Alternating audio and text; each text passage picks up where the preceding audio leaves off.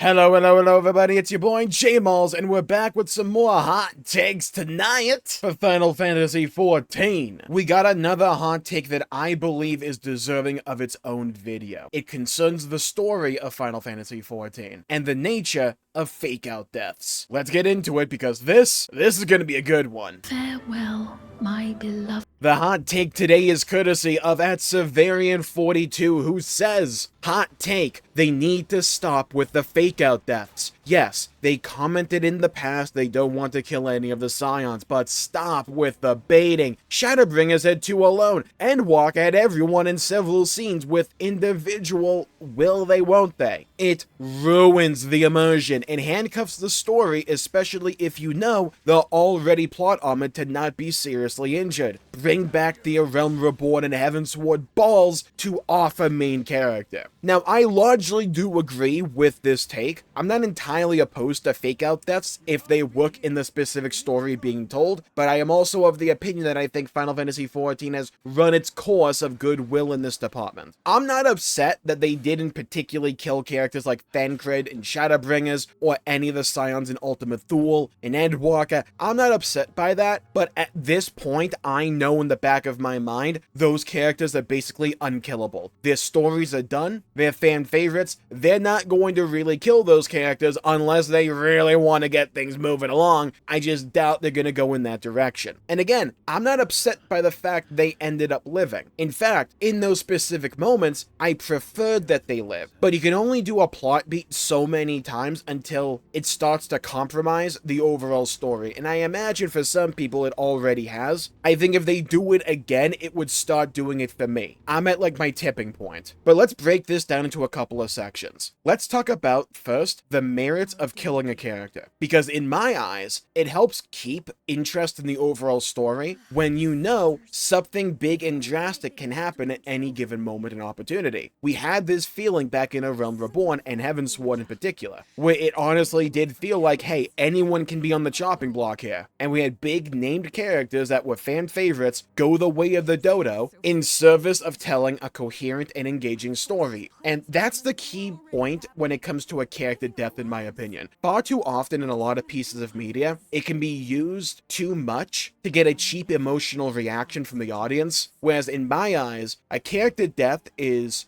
best utilized when it's furthering the story and doesn't feel as if it's happening just for the sake of having an emotional moment in the moment. For instance, imagine if in 7.4, they just kill off Sfiend for some reason, and it's all in service of introducing a new villain, and then we go focus on that. That would feel cheap and dull to me, because we just had Sfiend's character arc, we just had his story, it had a beginning, a middle, and an end. You made a lot of us fall in love with that character, only now to just kill her, all in the service of trying to make us feel emotionally impacted by that, and then we're moving on and not really dealing with the ramifications of that death. Stuff like that to me can be rather cheap. And I think when character death is overutilized, it can reduce the cast of interesting characters. Game of Thrones actually ran into this issue with me, where they just kept killing off all my favorite characters until eventually I was left with a couple of characters I kinda liked, but my interest in the overall story really dropped off a cliff. I think Final Fantasy XIV, even back in the days of A Realm Reborn and Heavensward and stuff like that, managed to strike that balance between killing off enough characters to where every moment of the story felt important, but also they didn't kill off too many characters to where I no longer had anyone that I liked. I think if every expansion just felt like Heavensward in this regard, though, it would have gone in that direction. It's just they managed to rein it back right in time. I don't want a story that is overly trigger-happy, where it's just killing off every character for the sake of killing them off, but I also don't want a story where nothing feels important or possibly impactful because I know these characters are unkillable. You just can't touch them. Now, speaking of untouchable and unkillable characters right now, let's talk about the Scions. Farewell,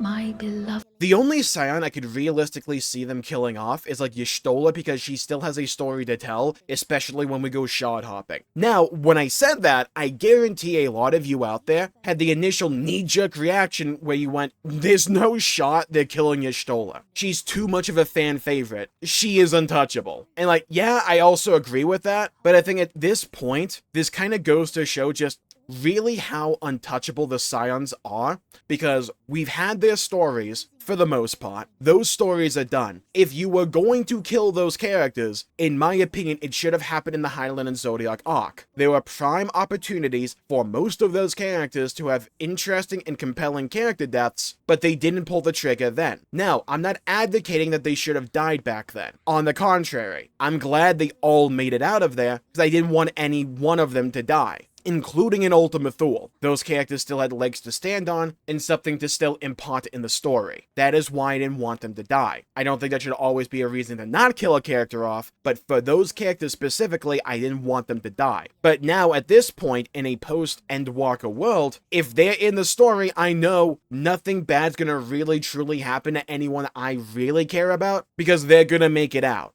I know that in the back of my mind, even if it's not 100% confirmation, even if they could kill them off if they really wanted to because they're the writers, they can also just change their mind. I just don't see it as a realistic possibility. So whenever the Scions showed up during Dawntrail, because we needed a trust dungeon or trial, stuff like that, I knew we were either going to come out on top, or if anything bad was going to happen, it was going to happen to a bunch of characters I didn't particularly care about. It's one of the reasons I wouldn't mind seeing us depart from the Scions for a while and be introduced to a whole new cast of characters and for us to get a new group for this big new story arc they're trying to do. I wouldn't mind them doing that because it essentially resets the stakes to where they can introduce characters where they still have that sword of Damocles. They may kill them, but they may also not kill them. And just having that sense of intrigue in the story going forward, I think would be very important. I like the Scions. I don't want to see them just like start to kill them off so they can go, hey guys, we're bringing the edge back to the narrative. I like the Scions. I don't mind seeing them every now and then. I don't mind having cameos, going to pick their brains. I don't mind them being elements of the story going forward. I just don't think they should necessarily be our only main traveling companions as a group going forward, because it does dampen the stakes of whatever story they're trying to tell when I know for my core group, nothing bad could really particularly happen. I don't think it necessarily restricts them from telling an engaging and fun and good story going forward. In fact, I love the stories of 7.2 and 7.3, though I will argue they didn't really focus on the Scions all that much. They were there, but the focus was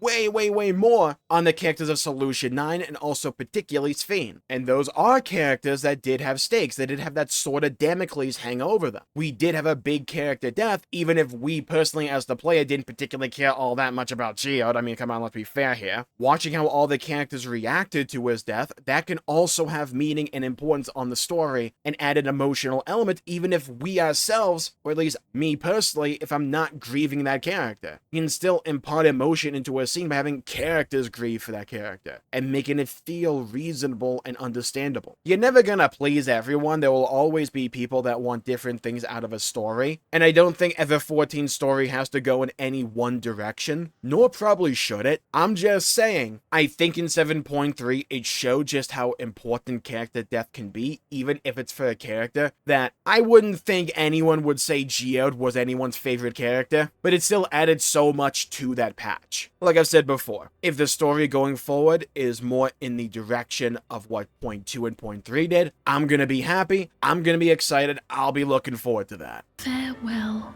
my beloved. So here's where you come in. Leave a comment down below with your hottest take about Final Fantasy XIV story moving forward. What do you want to see? What do you not want to see? Again, I want your spiciest, most out-of-pocket takes that you can possibly conjure up from the recesses of your mind. And I may react to them in a future video. And if you enjoyed the video, please leave a like and subscribe. It really helps the channel out and helps support future content, and I greatly appreciate it. But we should really talk about the ticking time bomb that is Final Fantasy XIV's leveling. This was a really interesting hot take, and we had a lot to go over and talk about for the future of FF14. And if you want to see that video, you should check out this video right here for more. Stay safe, everybody. Have a great day, and I'll see you all next time. Bye-bye, everybody. Until we meet again!